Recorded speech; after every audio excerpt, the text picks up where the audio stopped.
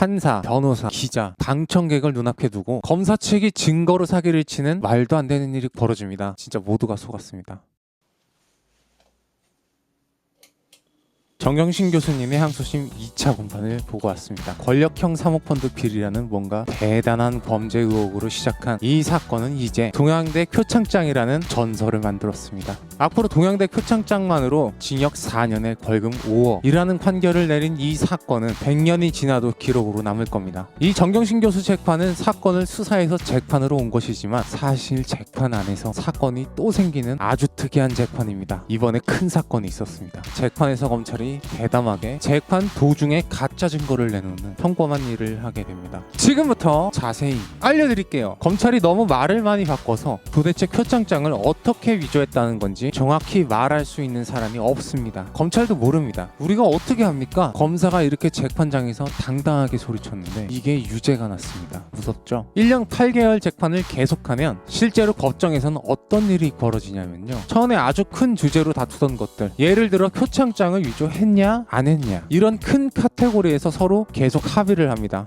그것까지는 그렇다고 치자, 뭐 그건 인정한다, 이런 식으로. 그러면 어떻게 되냐면 서로 맞다고 치는 부분은 다투지 않으니까 주제가 점점 작아져서 지금은 표창장을 위조했다는 컴퓨터가 서울에 있었느냐 아니냐가 제일 중요한 쟁점이 되었습니다. 표창장이 위조되었다는 시점 2014년 6월 16일 일요일에야 정경심 교수가 서울에 있었다는 건 서로가 맞다고 동의합니다. 이런 과정을 거쳐서 남은 것이 컴퓨터가 어디에 있었냐는 정도의 사소한 사실입니다. 표창장을 위조할 때 썼다는 컴퓨터가 서울에 있어야 죄가 됩니다. 검찰은 여태 IP를 증거로 137로 끝나는 IP는 강남권 IP다 라는 창의적인 주장을 해왔습니다. 그런데 지난 재판에 새로운 IP가 나와서 검찰의 논리가 다 박살이 났습니다. 심지어 변호인 측이 컴퓨터 이미징 파일을 검찰이 사용하는 프로그램과 똑같은 걸 몇 천만 원 주고 사서 포렌식 해보니까 컴퓨터를 이미 제출받기 전에 SSD를 USB 포트에 꼽았고, 심지어 컴퓨터가 뻑가 있다는 주장도 사실이 아니었고 정상 종료되었다는 충격적인 증거가 나왔습니다. 그리고 이번에 새롭게 나온 증거는 2014년 5월하고 8월에 컴퓨터가 동양대에 있었다는 정황 증거입니다. 이게 완전히 반박 불가라서 검찰에서 전혀 반박하지 못했습니다. 이 컴퓨터를 5월과 8월에 정경심 교수가 동양대에서 사용했다는 증거가 나왔습니다. 이게 무슨 의미를 갖냐 하면, 검찰의 주장대로라면 컴퓨터는 2012년부터 2014년까지 계속 정 교수가 광배동에서 강남 IP 137을 사용했어야 합니다. 그런데 동양대는 비강남이잖아요. 시장이 오세훈이 아니에요. 그 동양대에서 정 교수가 수어디 월화 있는데 5월에 수어디 있는 날 이 컴퓨터를 쓴 겁니다. 프린트도 하고 종강 공지도 올리고 5월 7일, 5월 27일 동양대에서 이 문제의 컴퓨터를 사용한 증거가 있는 겁니다. 그리고 8월에도 컴퓨터를 사용하다가 등기를 보냈는데 그 등기 영수증에 적혀있는 우체국 식별번호가 7148이라는 경북 영주시의 식별번호로 확인됐습니다. 심지어 그 영수증 발행인이 아직도 영주 우체국에서 근무하고 있습니다.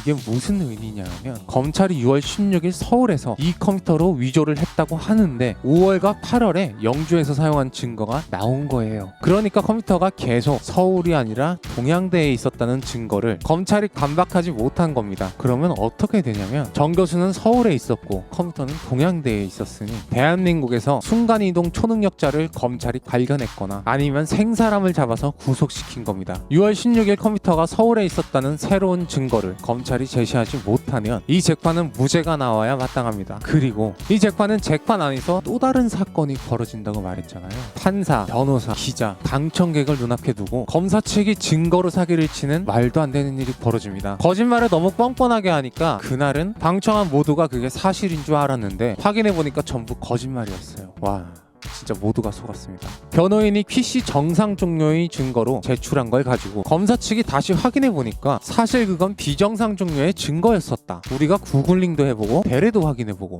마이크로소프트에서도 확인했다. 이렇게 말하니까 진짜 그런가 보다 하고, 기자들도 전부 그렇게 기사를 쓰고 다들 벙쪘던 거예요. 말을 어찌나 잘하는지 전부 다 속았습니다. 웃기죠? 아니 무섭나? 이게 검찰이 제시한 화면입니다. 그리고 이 화면에다가 커다랗게 마이크로소프트사는 비정상 종료 시스템 페일리어 문제로 명확히 규정이라고 쓰고 자료를 교묘히 가립니다. 이 가려진 자료를 마이크로소프트 홈페이지에 들어가서 직접 확인해보면 영어로 쓰여 있으니 비검사인들은 무식해서 모를 것이라고 생각했는지 완전히 다른 내용입니다. 원래 이 페이지의 내용은 정상 종료되었지만 비정상 종료 코드가 윈도우 EU 코드에 남아있는 경우에 어떻게 해결해야 하는가에 대한 페이지였습니다. 그러니까 정상 종료했는데 비정상 종료 EU 코드가 뜨는 버그는 이렇게 해결하면 된다 하는 안내 페이지입니다. 이걸 법정에서 검사 측이 정상 종료 증거 이렇게 딱 내놓았습니다. 그리고 심지어 이 페이지의 제목이 나타나면 불리하니까 재판에서는 스크롤을 내려서 제목을 가린 걸 증거로 내놓습니다. 끔찍한 사실은 증거 PC가 정상 종료되었는데 뻑 같다고 거짓말하고 이미 제출을 받아갔다는 증거가 3개이고 재판이 없었던 한 달 동안 만든